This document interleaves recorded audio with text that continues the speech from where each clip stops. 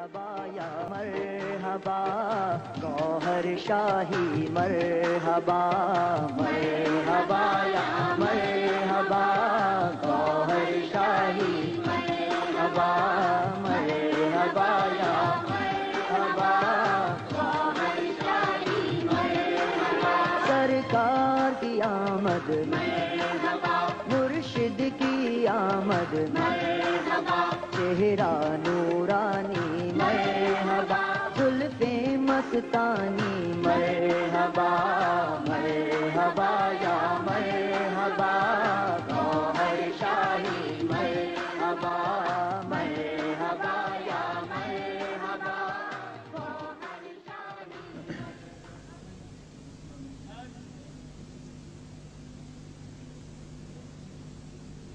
کئی جماعتیں علامہ اقبال کو برا کہتی ہیں اور شرابی بتاتے ہیں، جبکہ آپ کی انجمن کے لڑکے علامہ اقبال کو ولی اللہ کہتے ہیں. نعرہ تکبیر، نعرہ رسالت،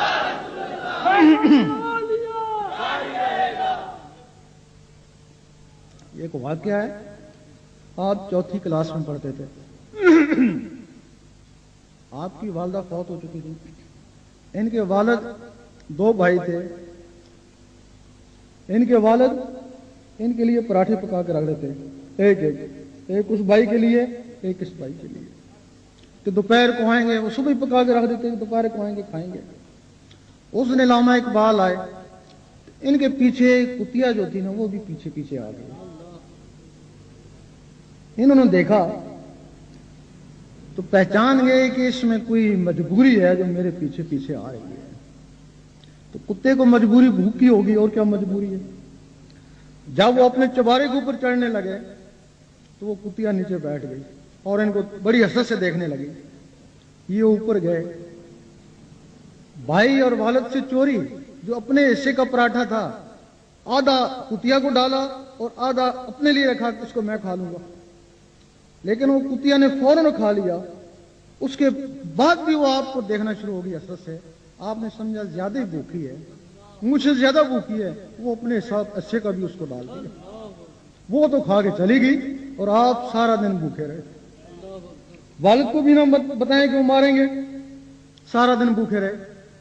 پھر رات کو والد کو بشارت ہوئی کہ تمہارے بیٹے نے ایک ایسا کام کیا جس سے ہم بہت خوش ہوئے اور ہم اللہ تعالیٰ اس کو ولی بنوائیں گے. یہ باقاعدہ ایک واقعہ ہے، یہ بچپن کا واقعہ ہے.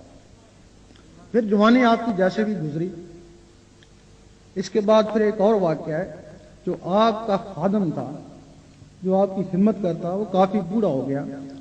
آپ کے وسائل کے بعد اس نے یہ بات بتائی. یہ بات عام ہے.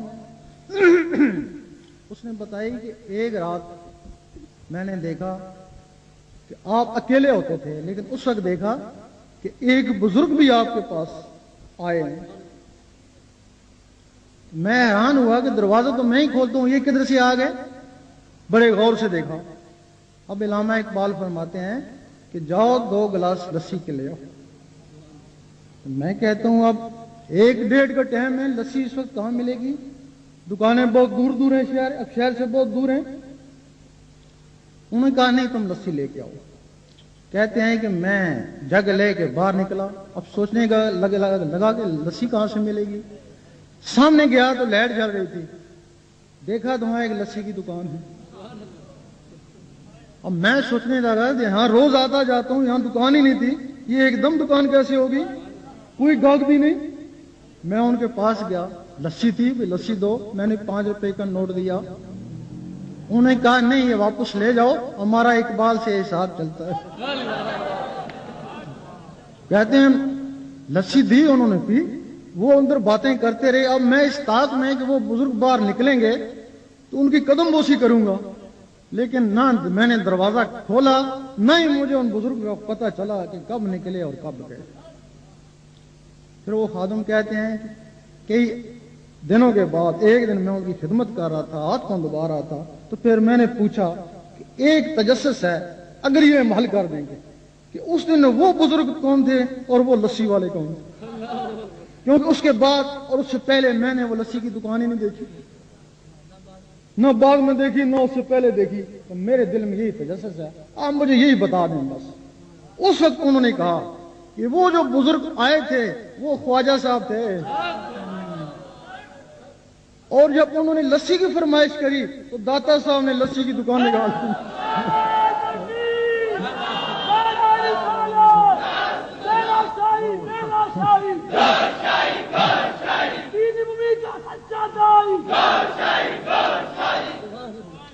انہوں نے لسی کی دکان لگا دی کہ میزبانی تو میرا کام ہے۔